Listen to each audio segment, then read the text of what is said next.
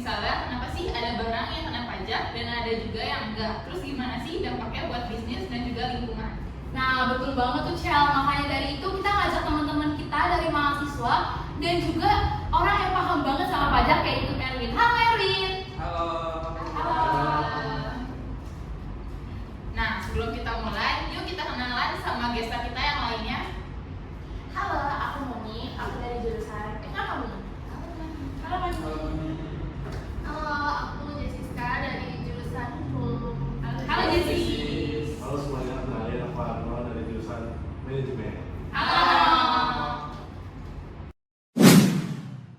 Yuk kita mulai aja. Pertama, Monik sebagai mahasiswa ekonomi, menurut kamu gimana sih konsep dasar PPN itu?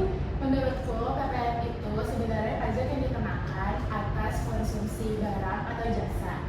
Nah, sebenarnya itu lebih sederhananya, PPN setiap kita beli barang atau jasa, itu selalu kenakan PPN, kayak pajak gitu.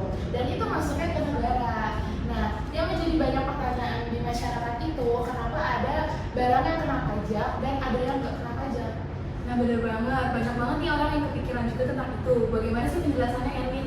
Nah, betul. Jadi kalau misalkan PPN itu ada aturannya masing-masing dalam undang-undangan. Nah, mungkin di PPN itu juga ada barang yang dikecualikan oleh PPN. Itu contohnya itu seperti bahan pokok, layanan kesehatan ataupun pendidikan.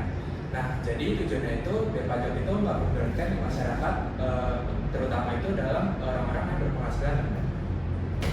Tapi kalau lihat dari sisi hukum, bukannya ada juga ya beberapa tarif PPN di beberapa kasus, misalnya di luar negeri. Nah, ada tarif pajak yang lebih tinggi untuk barang yang dianggap mewah atau yang berdampak buruk bagi lingkungan. Nah, mulai menarik nih. Sekarang kita akan bahas dari sisi bisnisnya. Anda sebagai mahasiswa manajemen, bagaimana sih pandangan kamu tentang PPN di dunia bisnis? PPN ini sendiri bisa jadi tantangan buat pengusaha juga, terutama buat UMKM. Banyak yang bingung cara hitungnya gimana sih gitu. Apalagi kita kan kalau jualan online kan sistemnya tuh lebih otomatis kan di marketplace kan. Nah, mungkin itu bakal lebih gampang sebenarnya. Nah, kalau dari sisi pajak nih, Win, benar nggak sih kalau PPN itu bikin pengusaha kecil jadi susah? Nah, kalau soal itu sih mungkin tergantung ya. Soalnya kan buat usaha kecil itu sebenarnya ada batas maksimal nih. Kayak omsetnya itu sebelum dia jadi wajib pajak untuk membayar PPN. Nah, kalau masih kecil banget nih, biasanya itu kita tuh nggak perlu langsung bayar pajak.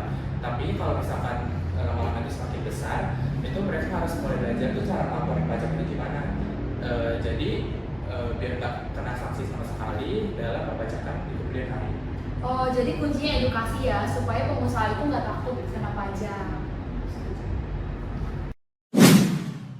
Oke, sekarang dari sisi lingkungan nih, aku sering kepikiran, kenapa sih barang yang merusak lingkungan kayak plastik yang sekali pakai gitu nggak kena PPN yang lebih tinggi? Nah, itu yang bagus. Di berbagai negara memang ada pajak lingkungan atau bisa disebut dengan green tax. Nah, barang yang merusak lingkungan tersebut itu bisa aja dikenain tarif nih, pajaknya yang lebih tinggi. Jadi supaya orang tuh lebih memilih alternatif cari yang lain biar lingkungannya itu jadi lebih ramah. Jadi pajak bisa menjadi alat untuk mengubah kebiasaan masyarakat ya? Nah, benar banget. Kalau diterapkan dengan baik, bisa banget pajak dijadikan alat perubahan sosial, bukan cuma sebagai pemasukan buat negara. Oke, seru banget ngobrol pajak kita hari ini. Jadi kita tahu pasal pajak itu penting buat negara, tapi juga harus memiliki kebijakan supaya tidak memberatkan masyarakat dan juga bisnisnya. Jadi kalau bisa, kebijakan PPN ini harus lebih peduli lingkungan ya. Nah, setuju banget. Yang penting masyarakat juga harus terus belajar nih soal pajak supaya bisa lebih paham dan juga nggak takut lagi sama pajak. Bener banget. Kalau sistemnya lebih transparan dan mudah dipahami, pasti pengusaha kecil juga bisa menghadapi pajak. Dan jangan lupa, pajak itu bukan cuma kewajiban, tapi juga bentuk kontribusi kita kepada negara. Oke, kita udah sampai di akhir episode. Makasih buat semua yang udah dengerin. Kalau kalian punya pertanyaan atau ingin bahas topik pajak lainnya, silahkan komen kita di Ngobrol Pajak Ukrida. Sampai ketemu di episode berikutnya. Stay curious, stay informed.